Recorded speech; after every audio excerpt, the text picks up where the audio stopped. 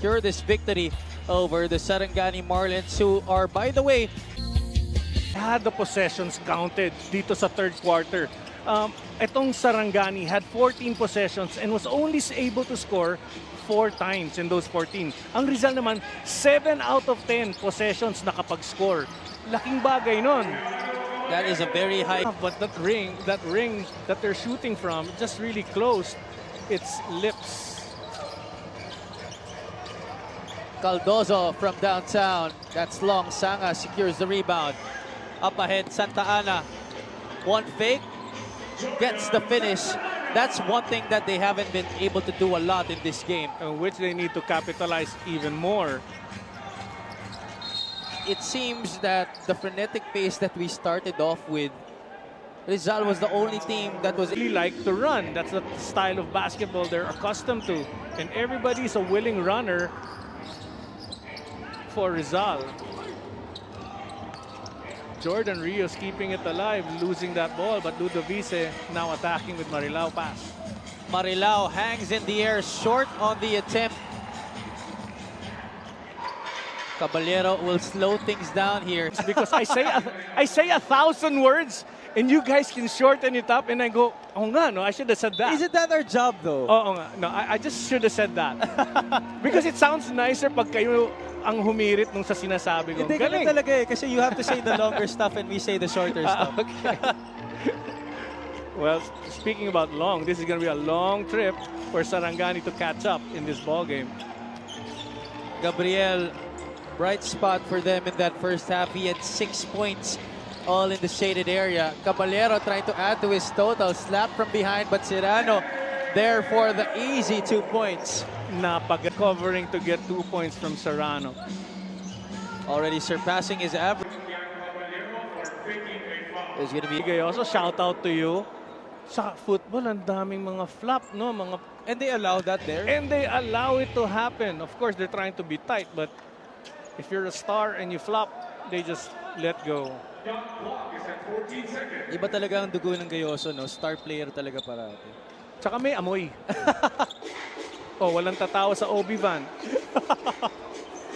Kaya nagtataka ka kung bakit may mga tumatawa sa OB van. Mga direktor natin, puro lap trip eh. 6 on the shot clock here. Santa Ana able to break free and finishes.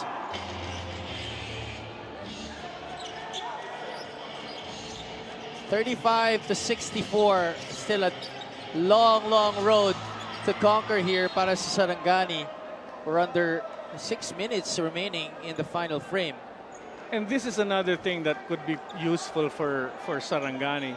This unit right now is hustling despite they don't care about the score. The unit right now for Sarangani is playing tough defense.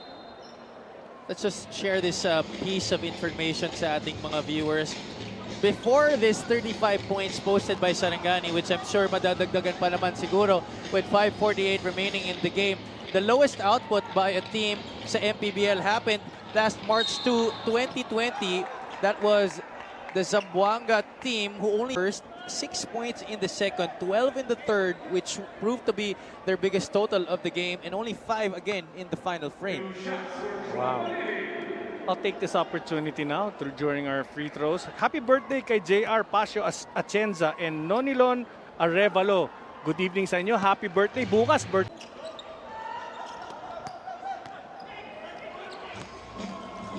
Let's actually focus on the other side of the coin. What is scary now for Rizal coming into the second game? Complacency, overconfidence, maybe. It's how everybody understands of how they got the win, that they need to do even here in game 1. Going into game 2, what would your pep talk sound like dun sa iyong koponan? Well, for tonight, let them have a good meal. But the next couple of games, let's not forget what they did well. Full coach. Hindi pa sanay maglaro ng pro basketball itong mga bata na to. Compared, of course, to the players of the Sarangani Marlins, some of them have seen a lot of action here in the MPBL, and Gabi Espinas, in fact, has made it all on over to the PBA. Which is actually a good thing because on defense, they play like college players. Unlike veterans, they slow down. These guys don't have a slow tempo in them. And usually nga in the pro game, di ba, pagdating ng playoffs, mas bumabagal pa lalo yung laro. Because it's more intelligent basketball. You use a lot of the IQ and you really slow down the pace methodically. Yes. 8 points for Santa Ana. Tendency talaga yung experience na lang. Taking experience right there. In his practice sessions, he's done that 1,000 times throughout his career. I'm gonna send Mendoza a memo not to shoot when I'm talking. He makes me stop and just... That's your former Ateneo Blue Eagle. Yes, yes. I understand. Caballero has the leather now. Mendoza, can he go back to back? Yes, he will. First half right now, he swings back to his bread and butter, shooting from the outside. Shooting from the outside.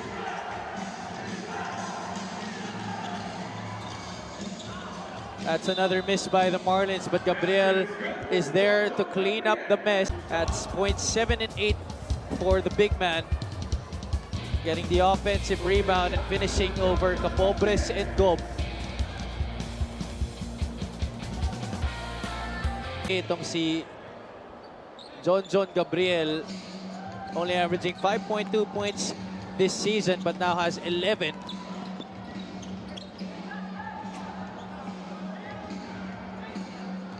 And with a 30-point lead here, with 3 and 34 remaining para dito sa Rizal, things are looking very bleak here for the Marlins. And I'm sure Coach John Calles already looking forward. Sit down and be relaxed. You have to show everybody that the game ain't over.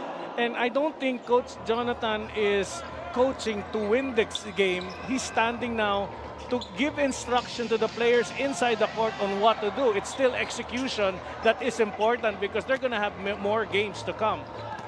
And that's very admirable coming from a young coach like Tantan Banal, who is trying his best to make his mark here in the local Philippine basketball circuit. Gomaru tries his luck, still no go. That's an elbow to the head. Wow. That was just, which they really don't need anymore. And that was a hit to the head, Coach. So this could maybe merit an expulsion from this game. Titingnan natin kung anong maging desisyon ng ating mga referees. There you see, it's just boxing out. There's that elbow to the head of J-Boy Go. And there's no way you can say that's part of the ball because the ball wasn't even near Gob's head. At narinig na natin yung desisyon galing sa ating arena announcer. That's going to be an unsportsmanlike foul against John Gabriel. Well, Gabriel was playing a great game. A great Points all in the first quarter. Could only muster 5 here in the second half. Never got that ball, and he got his points off of, effort na lang on the offensive end. But these are factors that everybody should, look into. The players, never mind the execution of the players once they get the information from their coaches. Buti na lang there were one of the leading shot blockers of the league in Enrique Caunan. So he really had to work double time in this game at that 5-man spot. Kung ma-eject siya at magka-suspension pa siya the next game, talagang mabigat na loss. Gonna hurt him. And if Marilao gets himself again into foul trouble, then wow, major headache na kay Coach John. How big was that foul trouble by Marilao? How big was that impact for Sarangani going deep into this game? Well, you expected actually Marilao to finish the quarter being aggressive on offensive rebound. Never happened because he had to sit, putting himself into fouls. Something that I would probably do next time he gets 2 fouls. That's it. I'll keep him in and teach him a lesson. You have to stay away from getting fouls. And Coach, don't you think it's also yung X factor na dala ni Danny Marilao na nawala sa Sarangani that, yung sipag para kumuha ng mga 50-50 balls and to crash their boards. As we see another scuffle here, a battle for the loose ball between Sarangani and Rizal players. Doon ko lang nakita nagtitinikling na walang bamboo eh. Paa ang ginagamit, pang tinikling nila. Have you ever danced na tinikling? Yeah, of course, in high school. Yes. So you know, na ba? Parang ganun pero... Ginagamit rin namin yung pang agility drills. Oo. 2 minutes and change remaining in this game. Martin Diaz has been inserted by Coach Tantan Banal as well as Daniel Aguirre. Brandre Benes joins Edgar Charcos as well. The Rizal 5 on the floor. Ginto, an awkward looking shot, short on the attempt. Now entering the final 2 minutes of this first game. Remember, we still have Bacoor challenging our home. Safe to say, this is the other playoff.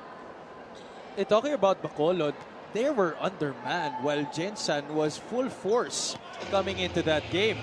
Well, Jensen full force, but the two players were not really used till the latter part of the game when they needed it most. Nico Elorde and another player, no. But Nico Elorde, when he came in, just instigated the energy and tried to bring their team back, but it was kind of too late.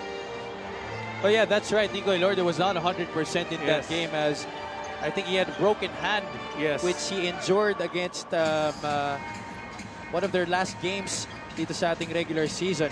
And surprising na yung kamay niya, no, na-injure, boksingero naman. Kaya nga sanay na courage to get inside the game and right away made an impact. Right. That is 5 on the shot clock. Bienes for 3. That's long. Aguirre gets the offensive board. And look at Rizal. They're not doing one-on-one moves. They're trying to do their offense, to execute their offense. And this is their third unit already on the floor. Estrella elbows out, preventing any defense from trying to challenge that shot. That's an elbow show of an experienced player. Para lang hindi na lumapit. Did you do that a lot during your time? No, I never knew how to play with extended elbows. I was a good player, very That's hard humble. to believe.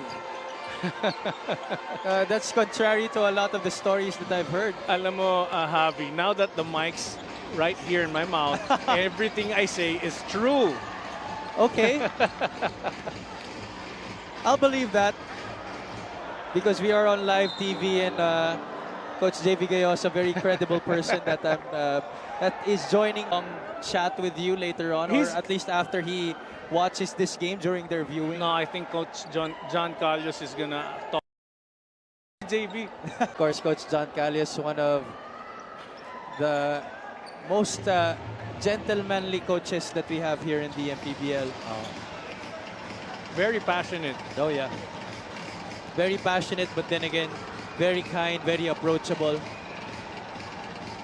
And Andoy Estrella puts the ball on the floor, signifying the white flag, waving it in defeat as they go down hard to the number 6 Rizal Centro Mall Golden Coolers against the Sarangani Marlins in dominant fashion.